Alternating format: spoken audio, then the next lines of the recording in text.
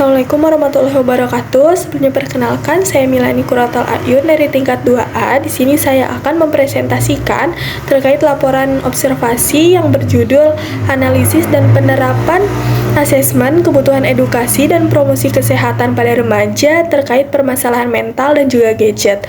Nah, untuk yang pertama ini saya akan menjelaskan terkait pendahuluannya terlebih dahulu. Nah, di pendahuluan ini saya mengambil data dari Kementerian Kesehatan dan juga WHO yang menyatakan bahwasanya remaja ini merupakan kelompok usia 10 tahun sampai sebelum usia 18 tahun, di mana perlunya upaya kesehatan untuk remaja, tujuannya untuk mempersiapkan remaja ini menjadi orang yang lebih sehat, cerdas, berkualitas, serta produktif gitu, dan dapat berperan penting dalam menjaga, mempertahankan, serta meningkatkan kesehatan dirinya. Sedangkan WHO juga menyatakan bahwasanya masa remaja ini tuh merupakan fase kehidupan antara anak-anak dan juga dewasa gitu, dimana ini tuh adalah tahap perkembangan manusia yang unik dan waktu yang penting nih untuk meletakkan dasar-dasar kesehatan yang baik.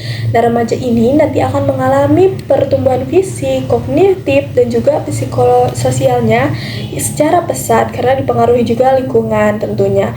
Nah, hal ini mempengaruhi bagaimana sih mereka merasakan sesuatu, berpikir, dan bagaimana cara mereka mengambil keputusan untuk berinteraksi di dunia sekitar mereka. Nah, melalui kegiatan asesmen kebutuhan edukasi ini, tujuannya itu sangat jelas tentunya untuk mengidentifikasi tingkat pengetahuan dan kebutuhan edukasi pada remaja. Nah, terkait kesehatan reproduksinya, agar dapat dirancang nih program promosi kesehatan apa yang tepat dan sesuai gitu dengan kebutuhan remaja saat ini. Kemudian ada pengertian dari asesmen kebutuhan promosi kesehatan, di mana asesmen ini seperti yang kita tahu bahwa suatu proses yang sistematis untuk mengidentifikasi suatu masalah kesehatan, di mana kita akan menggali faktor resikonya, terus sampai kebutuhan edukasi apa sih yang cocok untuk diterapkan terutamanya di remaja ini. Nah, selanjutnya itu menurut Greencrowther tahun 2015, ini seorang ilmuwan yang menyatakan bahwasannya asesmen kebutuhan ini merupakan tahap awal nih dalam perencanaan promosi kesehatan, yang mana meliputi seperti yang sudah saya lakukan, yaitu adanya pengumpulan data tentang perilaku, lingkungan, faktor sosial yang mempengaruhi kesehatan masyarakat itu sendiri gitu. Dan di mana nanti data tersebut itu akan menjadi dasar nih dalam menentukan prioritas masalah apa nih yang sedang terjadi dan bagaimana sih strateginya gitu untuk mengatasi kesehatan tersebut. Nah, WHO juga menyatakan bahwasanya promosi kesehatan ini merupakan proses pemberdayaan masyarakat melalui peningkatan pengetahuan, sikap, dan keterampilan agar mampu menerapkan perilaku hidup sehat secara mandiri. Nah, tujuannya asesmen ini juga sangat jelas. Yang pertama, seperti yang sudah disinggung sebelumnya, itu mengidentifikasi masalah kesehatan, tingkat pengetahuan dan pemahaman, perilaku kesehatan, kebutuhan edukasi apa sih yang diperlukan, lalu juga ini menentukan program apa sih yang cocok itu untuk diterapkan di suatu masyarakat tersebut, khususnya di remaja.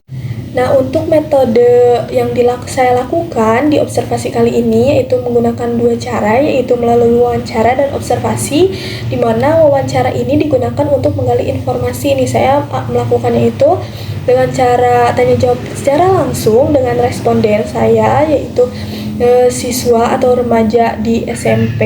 Ini tuh untuk saya tuh untuk mengetahui nih pengetahuan dia tuh sudah berapa jauh, sikapnya yang dilakukan apa aja terkait kasus yang saya angkat ini, dan juga perilaku kesehatan apa sih yang sudah diterapkan dan belum. Dan melalui observasi saya juga ini dilakukan untuk mengamati kondisi lingkungan sekolahnya, terkait fasilitas kesehatannya yang diterapkan di sekolah, serta perilaku dan juga lingkungan sekitarnya itu seperti apa sih. Nah, selanjutnya hubungannya apa sih emang asesmen kebutuhan dengan perencanaan promosi kesehatan?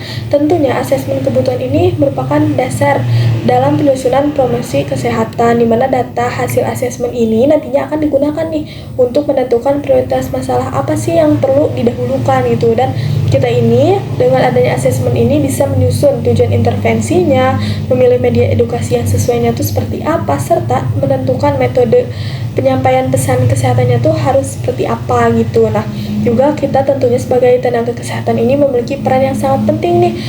Bidan ini memiliki peran dalam pelaksanaan promosi kesehatan di sekolah, di masyarakat, ataupun dimanapun itu.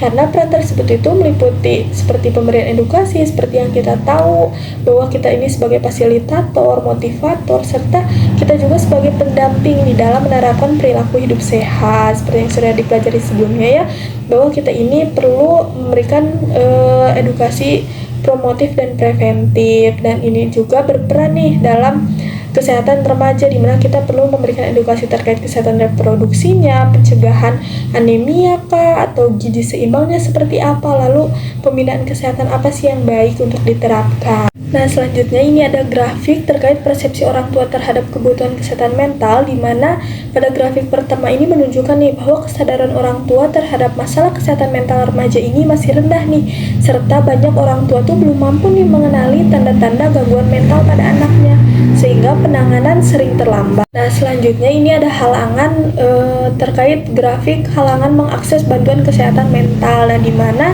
dari grafik ini menunjukkan nih bahwa hambatan terbesar bukan hanya dari fasilitas kesehatannya, tetapi juga kurangnya literasi kesehatan mental, pola pikir yang salah, dan juga kurang kuatnya nih stigma di masyarakat, serta rendah juga akses informasi layanan kesehatan. Lalu di grafik yang ketiga ini menunjukkan nih bahwa sekolah ini menjadi tempat utama nih remaja mencari bantuan, di mana rata-rata remaja itu sering bercerita kepada temannya lah atau kepada gurunya lah, dan lingkungan yang sering mereka temui. Jadi bukan fasilitas kesehatan yang profesional gitu mereka tuh ceritanya. Hal ini tuh menandakan bahwa remaja tuh lebih merasa nyaman nih berbicara dengan guru, teman, ataupun staf di sekolahnya, dan juga layanan kesehatan mental formal ini masih belum dimanfaatkan nih di sekolah, dan juga peran sekolah ini sangat penting tentunya dalam melakukan promosi dan pencegahan masalah kesehatan mental remaja. Nah, selanjutnya ada metodologi. Di sini tuh saya melakukan kegiatan asesmen ini dilakukan pada tanggal 26 Januari 2026 di lingkungan sekolah SMP Al-Ghazali Kota Bogor. Nah, metode pengumpulan datanya ini melalui wawancara dan juga observasi di lingkungan sekolahnya. Selanjutnya ini ada hasil dan pembahasannya. Yang pertama di sini ada namanya itu non A, jenis kelaminnya perempuan, usia 12 tahun, pekerjaannya pelajar, pendidikannya SMP Al-Ghazali Kota Bogor, dan beralamat atau bertempat tinggal di Jalan Cilendik Timur, RW 9 RT 4 RW 5. Selanjutnya ini ada beberapa pertanyaan, jawaban dari respondennya, dan juga catatan dari saya terkait jawaban yang diajukan oleh responden. Nah, itu berdasarkan hasil wawancara yang diperoleh, ini tuh ditemukan beberapa hal penting nih, diantaranya responden saya atau orang yang saya observasi ini mengalami keluhan utama yaitu batuk pilek, kelelahan, dan gangguan tidur saat tugas sekolahnya tuh banyak gitu. Jadi dia ini memiliki keluhan yang sedang dialaminya tuh batuk dan pilek, dan juga aktivitas fisiknya juga rendah karena kan padat ya sekolahnya juga dari pagi sampai juga sore. Terus juga dia juga menyatakan bahwa penggunaan gadget juga sering gitu, kurang lebih 5 jam per harinya, dan pengetahuan tentang pubertas, anemia, serta kesehatan reproduksi juga masih terbatas. Lalu topik kesehatan yang paling dibutuhkan saat ini adalah tentang kesehatan mata, karena tadi juga keseringannya menggunakan gadget gitu. Lalu ini juga tertarik nih ketika saya ajukan pertanyaan, apakah kamu tertarik mengikuti kegiatan edukasi, dan dia nyatakan tertarik. Dan dari hasil observasi juga saya menemukan bahwa lingkungan sekolah ini cukup bersih, namun media edukasinya ini masih belum menyebar secara merata gitu, dan penyuluhan kesehatan juga belum dilakukan secara rutin. Penggunaan gadget di kalangan siswa cukup tinggi, beberapa siswa juga mengalami kecemasan akademik dan tekanan psikososial, serta remaja juga ini terlihat lebih tertarik pada media digital dibanding media cetak. Nah, dari hasil wawancara dan observasi juga ini menandakan bahwa masih banyak masalah yang perlu diatasi karena dapat berdampak langsung pada konsentrasi belajar para siswa, kesehatan matanya, kualitas tidurnya, serta kesehatan mental remaja. Lalu, di sini juga saya merekomendasikan beberapa program, salah satunya itu Remaja Cerdas Digital dan Sehat Mata. Di sini, program ini bertujuan untuk meningkatkan pengetahuan dan perilaku sehat pada remaja nih dalam penggunaan gadget tentunya.